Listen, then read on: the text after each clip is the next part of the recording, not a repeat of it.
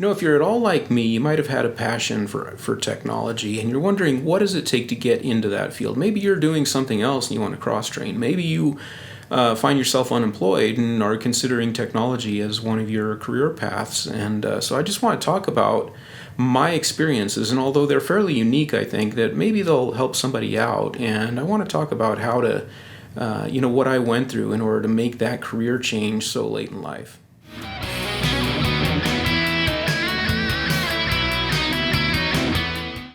I get asked a lot about what it takes to get into IT. What are the best ways to go about it? How to prepare for a life in that.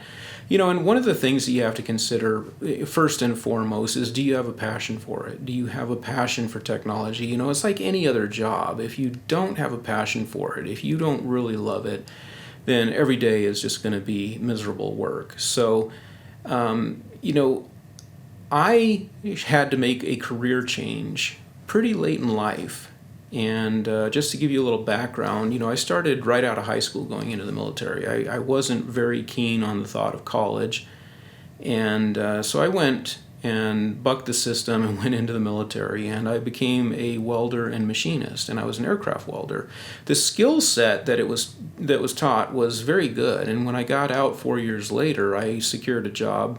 After several different jobs that I knew I didn't want to do, I secured a job with a prototype manufacturing company. And it was a great learning experience. It was able to take my skills and further them. So we built a lot of prototype machinery, robotics, that kind of thing. And so I started learning a lot about pneumatics and hydraulics, electronics, and the interaction, with the different components of prototype machinery. And it was a great experience, but long about the tech bubble burst around 2001 to 2003 in that time frame. The companies that we were prototyping for were very large companies, and it was Intel, Motorola, companies like that, large companies, and we were building prototypes and designing things for their those organizations. Well, when the crunch really hit, we suffered, and because even they were doing a lot of their prototyping and engineering overseas now, so it really cut into our business. And I eventually ended up losing my job, and so I was forced with the reality that manufacturing was on the decline where I'm at, and I was able to prove that through Department of Labor reports and all, whereas technology was on the rise. And I was thinking, is it possible? I'd already had a passion for computers long before, I ever lost my job around that Windows 98 and 98 second edition, when even the small businesses were now adopting computerized, protocols and things.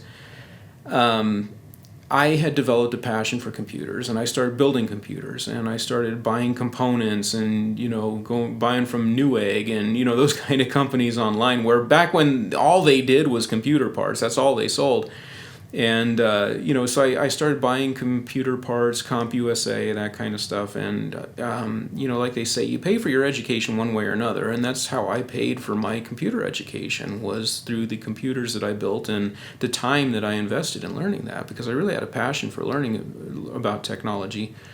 And now I was at this point that I was unemployed, and wondering how is it that I can take my passion for computers and turn that into a career change.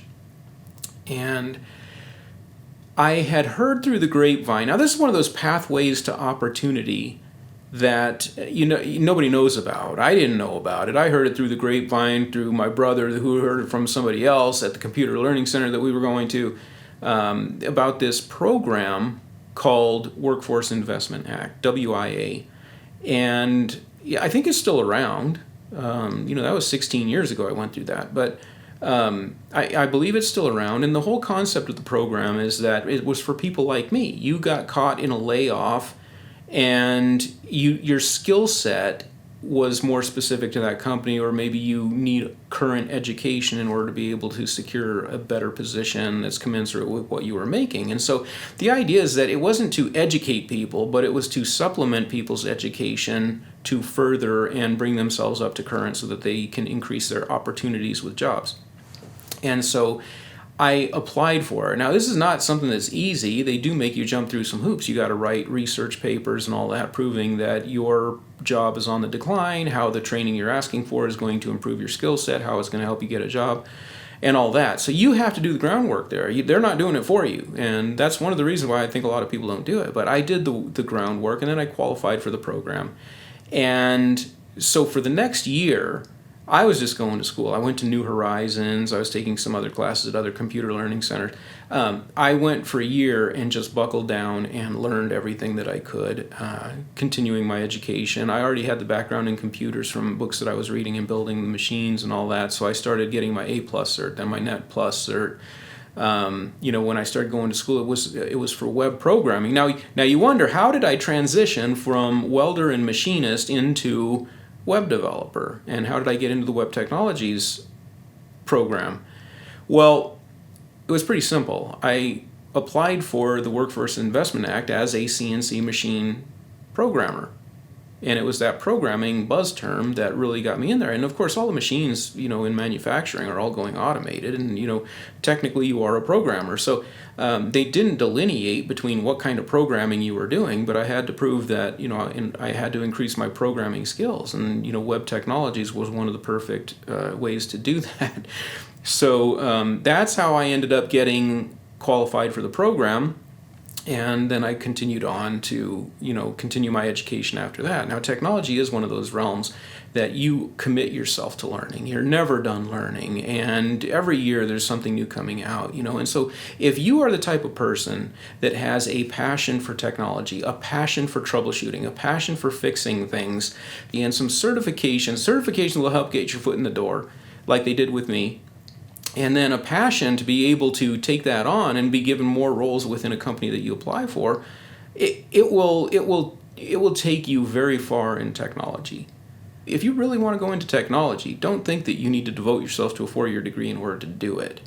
You don't need to go into that level of debt and everything else that's tied to it. And again, I'm not trying to give life advice here. I'm just saying that there's, just check me on it. You go to the job sites, and look up the descriptions of the jobs and the requirements. You'll find that most of the technology jobs for systems administrators, network administrators, help desk people, this kind of stuff, they're all willing to accept relevant experience in lieu of a college degree. They want somebody that's current and wants to do that kind of work.